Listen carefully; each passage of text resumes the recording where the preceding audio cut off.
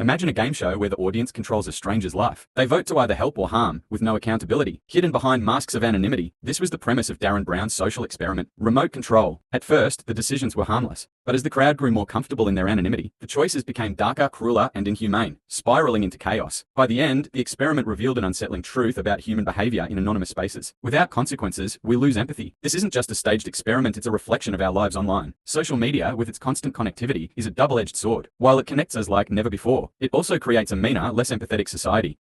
Let's start with the good, the connection. As Zizi Papakarissai explains in a network selfie, online spaces can serve as a lifeline for marginalized groups, offering a platform to share their voices, build communities, and find support. These digital spaces foster inclusivity, advocacy, and meaningful relationships across diverse networks. Having grown up with the internet, I've experienced this firsthand. It's incredible how connectivity creates a sense of belonging. There truly is a niche for everyone online.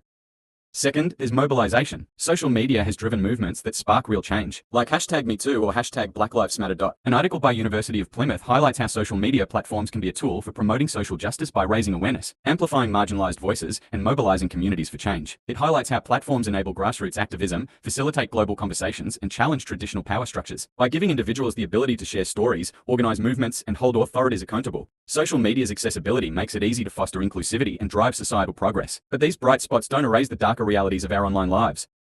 For all the good that social media brings, there's an undeniable dark side to our constant connectivity. Platforms designed to connect us can just as easily tear us apart. They foster cruelty, weaken community bonds, and reduce empathy, all amplified by the anonymity they provide. Anonymity, once a tool for safety and self-expression, has become a shield for cruelty. As Lenhart and Owens explain in Good Intentions, Bad Inventions, platforms prioritize engagement above all else. Algorithms reward controversy, making harmful behavior easier to spread.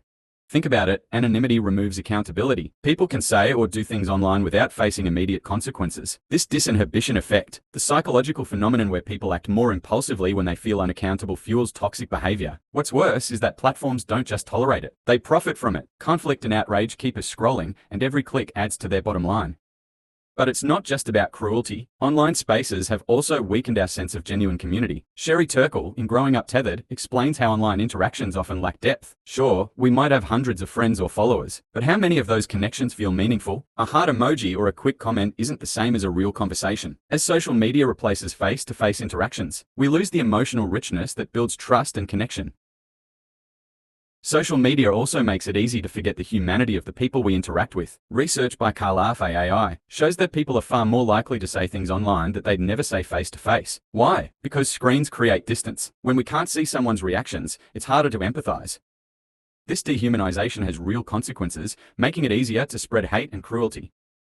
An example of how online communities can spiral into toxicity is the rise of incel culture. Originally, the term incel referred to people who were involuntarily celibate, and the community began as a supportive forum for those struggling with loneliness and connection. However, over time, these spaces devolved into echo chambers of hate, misogyny, and racism, amplified by the anonymity and lack of accountability provided by platforms like Reddit and 4chan. This shift illustrates a broader truth. While it's possible to create engaging and supportive communities online, no society, digital or otherwise, is immune to flaws.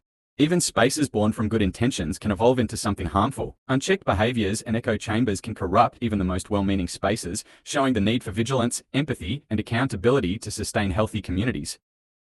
You don't have to look far to see how common this is. Just scrolling through Instagram, I came across a video of a baby. The comments? Casual racism, mocking hate.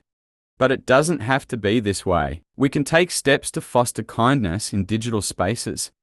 It starts with responsible use of anonymity. Platforms must prioritize safety and accountability. As users, we can amplify positivity and hold each other accountable for harmful behavior. Most importantly, we need to step back and nurture our in-person connections. A genuine conversation over coffee will always mean more than 100 likes on a post. Social media has immense potential. If we become more mindful, we can make it a space for connection, not cruelty, a place where empathy flourishes instead of fades.